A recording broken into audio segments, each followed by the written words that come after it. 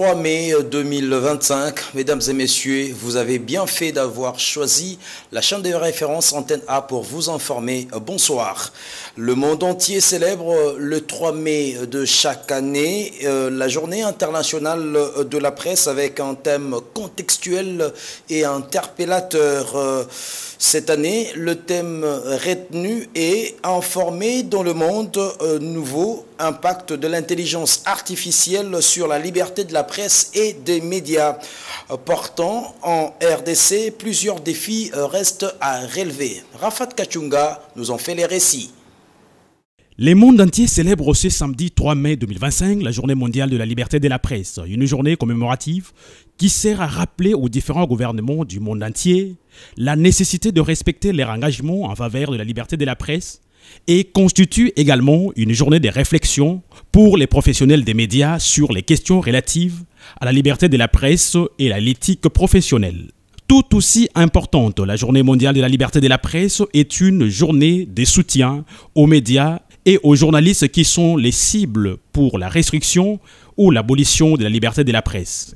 Pour cette année 2025, la commémoration porte sur l'influence déterminante de l'intelligence artificielle sur le journalisme et les médias sous les thèmes « Informer dans un monde nouveau, impact de l'intelligence artificielle sur la liberté de la presse et des médias ». En République démocratique du Congo, la réalité semble être loin de rattraper l'idéal. Cette année, le pays de Lumumba est classé très loin, à la 133e place sur 180 pays où la liberté de la presse est respectée. Face à cette situation, un hommage particulier doit être rendu aux journalistes congolais qui, malgré les conditions de travail difficiles, continuent à donner la bonne information à son public. Malgré la restriction aux sources d'information, le journaliste congolais fait toujours preuve du professionnalisme en donnant les meilleurs de lui-même. Par ailleurs, il faut noter que la presse congolaise est confrontée à ces jours à un phénomène appelé mouton noir qui ternit l'image du métier de journaliste pourtant noble. Cependant, en 2023, un projet de loi portant modalité de l'exercice de la liberté de la presse en RDC a été adopté à l'Assemblée nationale qui souffre jusqu'à ce jour d'application. En justice, dans une correspondance rendue publique le vendredi 2 mai 2025, dont une copie est parvenue à la rédaction d'Antenne A Télévision et signée d'ailleurs par le président de la Cour constitutionnelle Dieudonné Kamuleta à la même date, en réponse à l'interpellation lui faite toujours par une correspondance récemment par le président de l'Assemblée nationale Vital Kamerhe au sujet de poursuites judiciaires engagées à l'encontre du député national Matata Mpogno sur le dossier du parc agro-industriel Bukangalonzo, comme pour inviter la Cour constitutionnelle à suspendre ces poursuites en raison des immunités qui couvrent l'incriminé. Dieudonné Kamuleta fait savoir dans sa lettre à Vital Kamerhe qu'à ce stade, la Cour constitutionnelle ayant déjà pris l'affaire en délibéré est appelée à se prononcer sur toutes les questions des procédures et de fonds soulevées dans le cadre de cette instance, y compris celles évoquées dans la correspondance du président de l'Assemblée nationale. Et lui, en tant que président de la Cour constitutionnelle, il ne lui appartient nullement de se prononcer sur ce point tant que la Cour ne s'est pas expressément déterminée. Le président de la République, Félix Tshisekedi, a présidé le vendredi 2 mai 2025 à la Cité de l'Union africaine à Kinshasa la 42e réunion du Conseil de ministres. Outre la traditionnelle communication du chef de l'État, cette réunion hebdomadaire du gouvernement a abordé la question relative à la sécurité, à l'humanitaire et la question épidémiologique en République démocratique du Congo. Suivez. Le président de la République, chef de l'État, a présidé aujourd'hui, ce vendredi 2 mai 2025, à la Cité de l'Union africaine, la 42e réunion du Conseil de ministres. 4 points étaient inscrits à l'ordre du jour, à savoir 1. Communication du président de la République, chef de l'État. 2. Points d'information. 3. Approbation d'un relevé des décisions de Conseil de ministres. 4, enfin, examen et adoption de textes. La communication du président de la République a porté sur 2 points principaux, à savoir 1. Des mesures urgentes additionnelles de redressement de finances publiques. Le président de la République a appelé à des mesures urgentes additionnelles, des redressements de finances publiques dans un contexte de guerre qui nous est imposé dans l'Est de la RDC. Ces conflits, a-t-il précisé, engendrent une augmentation significative des dépenses sécuritaires dans un contexte de ressources limitées. Cette conjoncture particulière impose un contrôle rigoureux du cadre macroéconomique afin de préparer l'accélération du développement économique par la mise en œuvre de mesures urgentes en vue de redressement et de l'assainissement de finances publiques. Le président de la République a souligné que l'amélioration de finances publiques par cette voie aurait un impact significatif sur la situation monétaire en facilitant le maintien d'une politique monétaire restrictive contribuant ainsi à la maîtrise de l'inflation et à la stabilité du taux de change.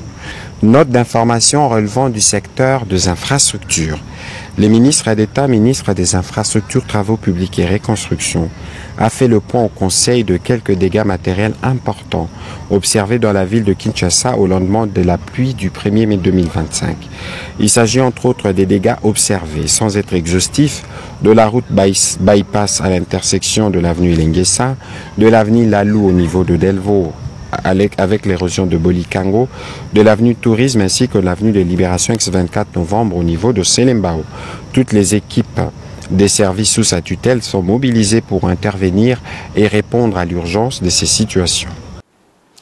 Bonne nouvelle pour les parents et les élèves du TENASOSP. Les gouvernements congolais s'est résolu de prendre en charge le frais lié à l'organisation matérielle des examens pour les élèves finalistes du primaire et du secondaire du Nord et Sud Kivu, ainsi que pour ceux passant le test national de sélection et d'orientation scolaire et professionnelle TENASOSP. Cette mesure fait suite au plaidoyer des élus de la province du Nord Kivu auprès de la première ministre Judith Suminwa Tuluka. Suivez.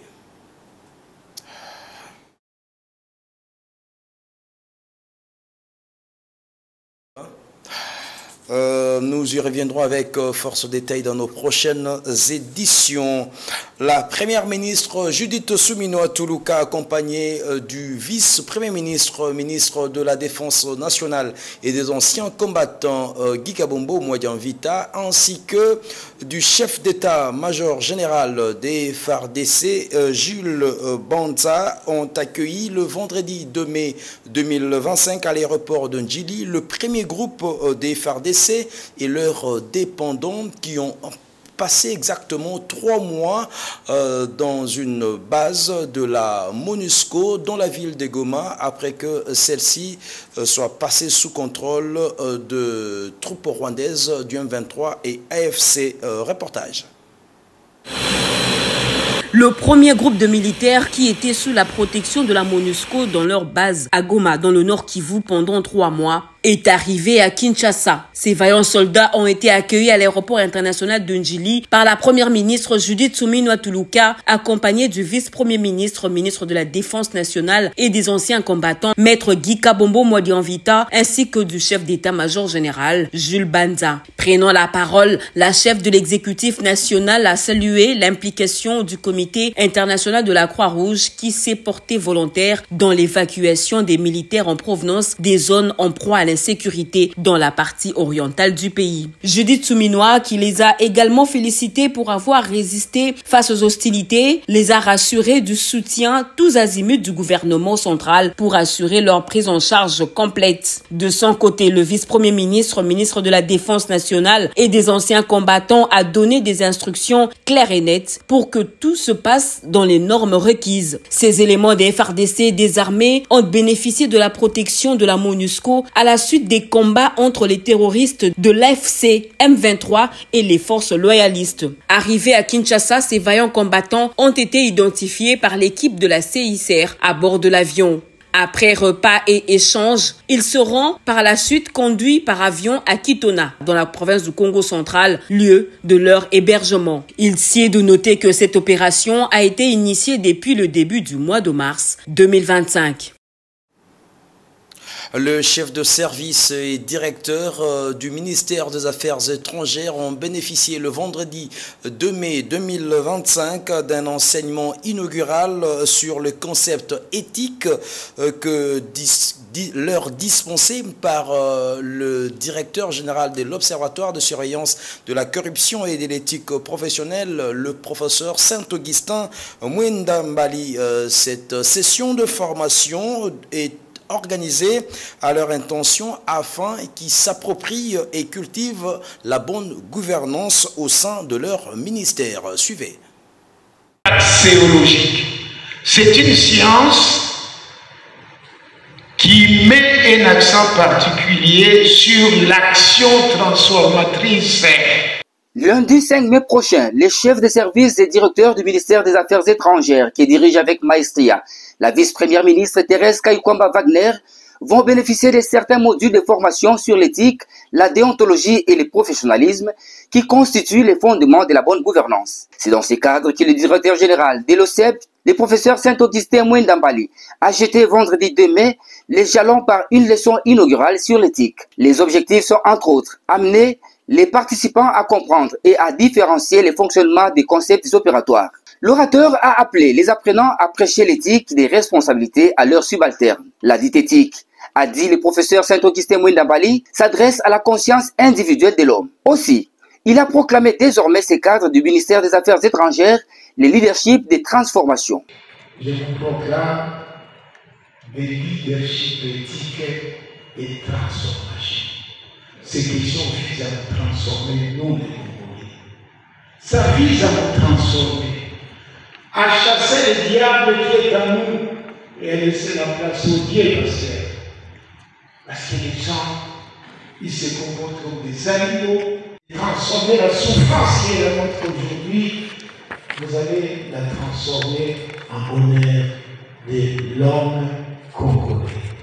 À commencer par vous-même et par les agents des ministères des Affaires étrangères. Étant un organe technique de l'État, sous tutelle du ministère de la fonction publique, l'Observatoire des surveillances de la corruption et de l'éthique professionnelle, OCEP en acronyme, a comme principal objectif de veiller à la mise en œuvre du code de conduite de l'agent public de l'État. Cette formation, il faut le dire, est une occasion propice pour les chefs de service et directeurs du ministère des Affaires étrangères à implémenter la bonne gouvernance au sein de leur ministère, qui est pourtant un ministère miroir de la République démocratique du Congo. Il n'y a pas que Kinshasa qui est frappé par les inondations. Après les inondations causées par le débordement du lac Tanganyika qui ont rendu impraticable le boulevard Lumumba, le gouverneur de la province portant le même nom s'est rendu personnellement au quartier d'Ave afin de constater l'ampleur de la situation. Isaac Kianda est notre correspondant sur place. Après plusieurs mois d'absence, le gouverneur de la province du Tanganyika, l'honorable Christian Kitungwa Muteba, a fait son grand retour à Kalemi ce week-end. En provenance de Kinshasa, la capitale de la République démocratique du Congo, le chef de l'exécutif provincial est revenu avec une détermination affichée, porter haut les préoccupations majeures de sa province auprès des plus hautes autorités du pays. À peine arrivé, le gouverneur n'a pas perdu de temps. Il s'est directement rendu dans les quartiers d'Ave, durement touché par les récentes inondations causées par les débordements du lac Tanganyika. Cette partie de la ville avait plusieurs de ses habitants et infrastructures emportées par les eaux, plongeant les populations dans une situation de précarité extrême. Face à cette urgence, le gouverneur Kitungwa a réaffirmé son engagement en faveur de la reconstruction. Il a lancé la réhabilitation de la route menant à l'entrée du quartier d'Ave, longtemps bloquée par les inondations. Aujourd'hui, le travail avance à un rythme soutenu, sous sa supervision directe. Devant la presse locale, l'honorable Christian Kitungwa Muteba a déclaré avoir exposé avec insistance cette situation préoccupante au président de la République, Félix Antoine Tshisekedi Tshilombo. Selon ses propos, la reconstruction de Kalemi ne saurait attendre tant les défis sont nombreux et urgents. Dans les mêmes élan, le gouverneur s'est engagé à moderniser les réseaux routiers de la ville de Kalemi. Il a constaté lui-même les embouteillages récurrents et le mauvais état de certaines artères principales. C'est pourquoi une route au standard international est en pleine construction. Un projet ambitieux destiné à fluidifier la circulation et à redonner une image positive à la capitale provinciale. La population locale, visiblement soulagée et enthousiaste, a salué la détermination de son gouverneur. Beaucoup espèrent que cette dynamique se poursuivra et apportera un changement tangible dans leur quotidien. Vous l'avez sûrement compris, il s'agissait plutôt de Mouma Fataki, notre correspondant dans les Tanganyika, et non Isaac Kianda, qui est là-bas. Restons toujours dans le Grand Katanga, dans la ville de Kolwezi. Le maire Jacques Massengo Kindele a effectué une descente sur le boulevard Laurent Désiré Kabila dans un chantier où sont de plus en plus entassés les immondices dégageant une odeur nauséabonde susceptible de provoquer plusieurs maladies. Il a pour ce faire ordonné l'arrêt immédiat de travaux sur ces chantiers. Suivez. Visiblement, c'est les plus longs bâtiments de la ville, en plein chantier, qui entretient une insalubrité criante dans son enceinte et même à ses alentours. Des eaux usées sont canalisées sur la chaussée et la détruisent à petit feu. En plein milieu du centre-ville, sur le boulevard LDK, c'est tout un tas d'immondices exposés et obstruant la circulation et les rayonnements du chef-lieu du Lualaba. Cette bâtisse viole les normes prévues dans les codes d'hygiène publique, qui devrait clôturer son emprise pour que l'insalubrité ne gêne pas les passagers et souscrire à la mairie pour les services d'assainissement pour évacuation. Les émissaires de l'autorité urbaine ont fait les inspections sur ces lieux après plus de 3 convocations et un temps d'observation. L'heure de la répression sonne. Dans sa politique, du bâton et de la carotte, accompagné de la brigade d'hygiène et des services de sécurité. L'autorité urbaine, Maître Jacques Massengo Kindele, est descendu personnellement sur les champs, ordonné l'arrêt immédiat des travaux sur ces chantiers jusqu'à ce qu'ils se conforment aux règles de la salubrité instaurées par les gendarmes de la ville, fidèles à l'état des droits. Faisons d'une pierre deux coups. L'homme dont le mariage est déjà scellé avec le terrain, le premier des Kolwéziens, Maître Jacques Massengo Kindele, s'est dirigé à l'espace vert aménagé sur la RN39 par l'entreprise GPM qui a suivi à la lettre l'appel lancé par l'hôtel de ville, celui de bétonner et embellir leur déventure, question de les encourager. Il y a longtemps, les instructions avaient été données par son Excellence Madame la Gouverneure de province au niveau de la mairie pour que tous ceux qui ont des commerces devant les chaussées ou les artères principales puissent mettre les pavés. Question d'empêcher que le sable puisse boucher les caniveaux qui venaient récemment d'être construits sur toutes les artères de la ville. Et parmi ceux qui ont suivi, nous avons vu que GPM a pris la première note en ceci que l'exécution des travaux que nous venons de visiter nous encourage. Et par là, nous encourageons d'autres compatriotes qui logent le long de la RN39 comme c'est le miroir même de la ville. Dans cette itinérance, l'espace des KCC Lodge qui emboîte les pas et beaucoup d'autres établissements s'alignent dans la vision des modernités du bâtisseur de Kolwezi, Maître Jacques Massengo Kindele, selon les orientations de l'autorité provinciale, Fifi Masuka Saini. Kolwezi retrouve sa beauté d'antan. Toujours dans cette province du Lualaba, le conseil provincial de cette province vient de récupérer le terrain situé à Moussompo grâce à l'implication de la gouverneure Fifi Masuka qu'il a visité aux côtés du président de cette structure, Steve Kakese. Une fois de plus, Isaac Okianda, notre correspondant sur place. Chaleureuse poignée de main entre Steve Kakese et Moïse Nswana, les 2 hommes forts du Conseil provincial de la jeunesse du Lualaba. En ce 1er mai, jour de travail, ils visitent avec leur équipe le terrain vide du CPJ, non loin de la route bypass Poté-Moussompo. En file indienne, le comité traverse la brousse. Après quelques minutes de marche, ils atteignent le cœur du site. Et ça, c'est le terrain du Conseil provincial de la jeunesse. Ce terrain, acquis depuis 2016, va enfin être utilisé. Grâce à l'implication de la gouverneure Fifi Masuka Saini, le CPJ a retrouvé ses droits. L'autorité provinciale, son Excellence Fifi Masuka Saini, a voulu honorer la jeunesse, a voulu privilégier la jeunesse lualabèse. Alors, on nous a remis notre terrain. Il était important que nous puissions venir visiter. Avec environ 2 hectares, ce terrain pourra bientôt accueillir plusieurs projets en faveur de la jeunesse. Dernière étape, la visite de l'ancienne adresse du CPJ, désormais affectée au comité de contrôle et de suivi. Alors venez avec moi. Une réorganisation voulue par le président Steve Kakessi. Mais actuellement, nous avons les comités de suivi et contrôle. Ils méritent aussi un cadre de travail. Nous sommes un comité de travail, c'est ça la différence. Nous allons nous mettre tout pour travailler au profit de la jeunesse. Depuis son élection, Steve Kakessi se bat pour redonner à la jeunesse du Lualaba toute sa place. La Banque centrale du Congo, BCC, veut réhabiliter la passerelle piétonne qui relie le bâtiment administratif de son siège et l'hôtel des monnaies. Pour ce faire, elle a lancé le mercredi 30 avril 2025 un avis d'appel d'offres nationales à l'intention des entreprises qui voudraient bien gagner ce marché afin d'exécuter les travaux de réhabilitation. Je vous invite à découvrir ici le communiqué de la BCC qui est lu ici pour vous par Polydor Ngaziami.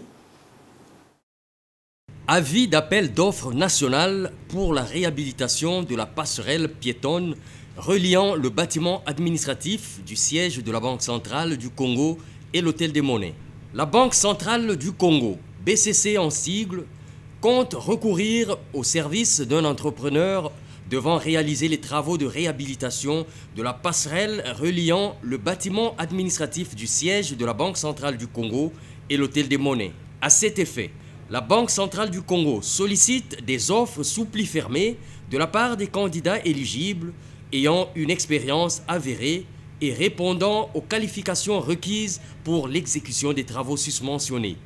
La passation du marché sera conduite par appel d'offres ouvert tel que défini dans la politique et les règles relatives à la passation des marchés à la Banque centrale du Congo. Le dossier d'appel d'offres est disponible au secrétariat permanent de la cellule de gestion des projets et des marchés publics et peut s'obtenir sur présentation d'un bordereau de versement après un paiement non remboursable de 1 425 000 francs congolais au compte de la Banque centrale du Congo, numéro CC 11 0 0 0 0 72. La réunion d'information pour tous les soumissionnaires intéressés se tiendra le 14 mai 2025 à 10 h dans la salle de réunion de la direction des services généraux de la Banque centrale du Congo. Les exigences en matière de qualification sont A. Capacité financière. Le candidat doit notamment être une entreprise, entre parenthèses, fournir les preuves, avoir une existence légale d'au moins 5 ans, joindre les preuves. En cas de groupement, fournir pour chaque membre les documents exigés pour son entreprise, toutes les parties membres étant solidairement responsables. Fournir les états financiers certifiés des années 2023, 2022 et 2021, conformément aux dispositions légales en vigueur. Disposer d'un chiffre d'affaires moyen de 3 dernières années, entre parenthèses 2023, 2022 et 2021, supérieur ou égal au montant de son offre. Fournir le quitus fiscal en cours de validité. B. Capacité technique et expérience. Le candidat doit fournir les preuves qu'il dispose des ressources humaines et techniques nécessaires pour réaliser le présent marché conformément aux spécifications techniques. Prouver qu'il a déjà effectué un marché similaire dans les 5 dernières années avec les preuves de la satisfaction du client. Entre parenthèses, contrat ou procès-verbal de réception des travaux à annexer. Disposer des matériels qui sont conformes aux spécifications techniques. Les offres devront être soumises à l'adresse ci-dessous au plus tard le 29 mai 2025 à 11 h 30. Les offres remises en retard ne seront pas acceptées. Les offres seront ouvertes en présence des représentants des candidats présents à l'adresse suivante. salle de réunion de la direction des services généraux située au premier niveau du bâtiment du siège de la Banque centrale du Congo, le 29 mai 2025 à 12h30. Les offres doivent comprendre une garantie d'offres sous forme de garantie bancaire d'un montant de 5 416 000 francs congolais qui devra demeurer valide pendant une durée de 90 jours à compter de la date limite de dépôt des offres. L'adresse ci-dessous est Banque centrale du Congo, entre parenthèses BCC, cellule de gestion des projets et des marchés publics, numéro 563, boulevard Colonel Tchachi, Kinshasa Gombe, République démocratique du Congo. Dieudonné Fikiri, Alimassi, premier vice-gouverneur.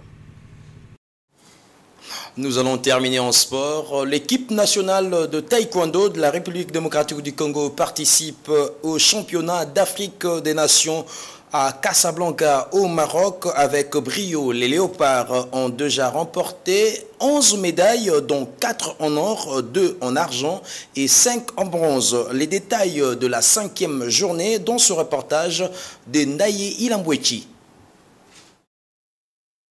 Maître Alain Badiachile, président de la Fédération congolaise de taekwondo, se félicite de la médaille d'argent remportée par l'équipe nationale de la République démocratique du Congo à la Coupe du président de la Fédération internationale qui s'est tenue récemment au mois d'avril à Addis Abeba, en République d'Éthiopie. Il y a eu ceux qui sont venus des autres continents parce qu'il y a eu 2 compétitions simultanées. Il y a eu un Open international et puis il y a eu la Coupe du président. Toutes les 2 compétitions comptant pour les rankings qui courent désormais à ces joutes sportives. Je vois encore Arnaud battre celui-là même qui l'avait empêché de se faire qualifier aux Jeux Olympiques Paris 2024. J'ai dit voilà, cette victoire serait intervenue avant. Monsieur avait son ticket pour Paris 2024. Il invite les autorités à penser aux jeunes qui pratiquent les sports de combat. Nous sommes peut-être la seule fédération qui prend en charge toutes les délégations. En tout et pour tout. Bon, tout ça, ça demande de l'argent. Par ailleurs, la Fédération congolaise de taekwondo FECOT se fixe l'objectif de participer à toutes les compétitions pour donner l'occasion aux athlètes d'augmenter les rankings.